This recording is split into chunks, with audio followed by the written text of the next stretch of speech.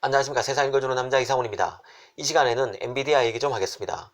엔비디아는 3월 22일, 그러니까 이달 22일 미국 산호세에서 GTC 테크놀로지 컨퍼런스를 엽니다. 이 행사는 당초 오프라인 행사였는데 결국 온라인으로 대체 열기로 했습니다. 이 행사가 주목되는 것은 여기서 차세대 GPU인 암페어와 관련한 세부 사항이 공개될 것으로 예상되기 때문입니다. 행사일이 가까워지면서 또 이러저러한 루머가 돌고 있습니다. 엔비디아는 공식적으로는 차세대 GPU에 대해서 언급한 게 없습니다. 엔비디아는 암페어가 차세대 GPU의 코드명이라고 한 적도 없고, 차세대 GPU가 7나노 공정으로 만들어질지 아니면 10나노 공정으로 만들어질지 밝힌 적도 없습니다. 엔비디아 이전 GPU는 12나노 공정으로 만든 제품입니다. 사실 시장에서 엔비디아의 차세대 GPU가 7나노로 만들었을 것으로 보고 있는 데는 엔비디아의 추격자인 AMD가 이미 7나노 공정을 하려 한 GPU 나비를 내놓았다는 점이 작용하고 있다고 봐야 할 것입니다. 특히 이 엔비디아의 GPU를 삼성 파운드리가 만드냐, TSMC가 만드냐를 두고 설랑설레도 많습니다. 이 삼성의 배팅한 쪽에서는 삼성의 EUV를 활용한 7나노 공정 기술이 공정수가 많고 작업도 깔끔하지 않은 TSMC 멀티 패터닝 공정보다 낫다는 판단을 했을 거란 분석에 근거한 것입니다. 이 삼성은 더구나 TSMC보다 가격 경쟁력 측면에서 낫다는 장점이 거론되기도 합니다. 그런데 최근 미국 매체 WCCF 텍에 이와 관련한 기사가 또 났습니다. 엔비디아의 차세대 GPU 암페어의 사양과 관련한 뉴스였는데요. 그런데 사뭇 의외인 소식이 있습니다. 이 암페어가 7나노가 아닌 10나노 공정 아니면 8나노 공정으로 만들어지고 TSMC가 아닌 삼성 파운드리를 통해서 만들어진다는 소식입니다. 제품 출시 시기도 올 상반기가 아니라 올 4분기로 나왔습니다. 이전 제품보다 성능이 40% 향상됐다는 점도 기사는 언급했는데요. 사실 엔비디아의 차세대 GPU와 관련해서는 너무 많은 루머가 있는 게 사실입니다. 그런 만큼 이번 WCCF 텍의 뉴스도 고지고대로 믿기는 어렵습니다. 다만 이 루머성 기사에서는 엔비디아의 차세대 GPU가 삼성의 10나노 프로세스 혹은 8나노 LPP 공정을 기반으로 하며 TSMC에 물량을 주는 것 없이 삼성의 단독 수주라고 합니다. 만약 이 기사대로면 엔비디아가 파운드리를 이전의 TSMC에서 삼성 파운드리로 갈아타는 셈입니다. 엔비디아의 이전 GPU는 TSMC의 12나노 핀팩 공정으로 만든 것입니다.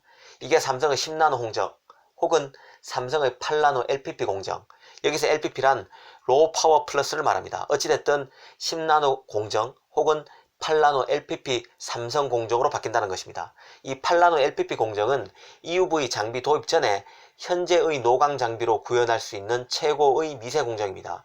7나노 공정부터는 EUV가 도입되는데요. 그러니까 12나노 TSMC 공정으로 만들던 엔비디아 GPU가 삼성의 10나노 혹은 삼성의 8나노 공정으로 만들어진다는 것입니다.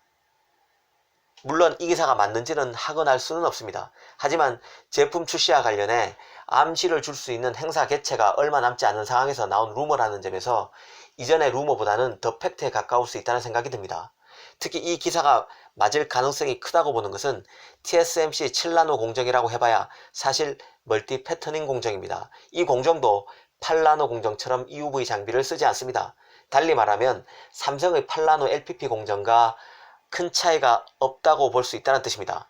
그런 맥락에서 보면 엔비디아가 이번에 나오는 차세대 암페어 GPU까지는 EUV 장비 도입 없이 라인을 구축할 수 있는 공정을 선택했고 발주 가격도 낮출 수 있는 삼성을 선택했다고 볼 수 있다는 생각이 듭니다. 만약 삼성이 엔비디아의 GPU 수주에 최종 성공한 것으로 드러난다면 다시 한번 도약의 발판을 잡았다고 생각됩니다. 물론 WCCF 텍은 엔비디아의 젠슨 항 대표가 이전에 TSMC가 엔비디아의 7나노 공정을 상당 부분 맡을 것이라고 언급한 점도 거론했습니다. 그런 만큼 엔비디아가 다음 GPU 제품에서는 TSMC 7나노 공정을 많이 활용하고 삼성에게는 상대적으로 적은 주문을 할 수 있음을 거론했습니다. 하지만 올해 나오는 차세대 GPU는 삼성 파운드리를 활용할 가능성이 더 높다고 언급했습니다. 개인적으로 이 기사가 사실이라면 삼성 파운드리가 엔비디아라는 대형 고객과 거래를 제대로 튼 것이라는 점에서 성장 모멘텀이 될 것으로 보입니다. 사실 엔비디아와 삼성은 파운드리가 아니더라도 협력 관계가 공고합니다. GPU가 동작하려면 그 옆에 그래픽 D램이 붙어 있어야 합니다. GPU가 연산을 동시에 빨리 할 수 있도록 도와주는 고사양 메모리가 있어야 한다는 뜻입니다. 이런 그 고사양 메모리로 꼽히는 것들이 바로 DDR6와 같은 그래픽 D램, 그리고 AI용 반도체라 불리는 초고성능 반도체, 고대역폭 메모리, HBM 같은 것들입니다. 이 GPU에는 CPU보다 메모리가 훨씬 많이 들어가고, 그것도 CPU에 들어가는 메모리보다 훨씬 비싼 메모리가 들어갑니다. 그만큼 엔비디아가 신제품을 내놓고 잘 나가게 되면 삼성, 하이닉스 같은 메모리 기업들에게도 기회가 된다는 뜻입니다. 사실 그 반도체 업계 위상을 봤을 때 엔비디아처럼 드라마틱하게 위상이 급상승한 업체도 별로 없습니다.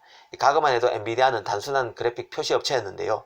하지만 GPU 업체의 위상은 기존 CPU 성능 향상이 벽에 부딪히고 이로 인해 떠오른 기계 학습 능력이 각광받으면서 드라마틱하게 변하게 됩니다.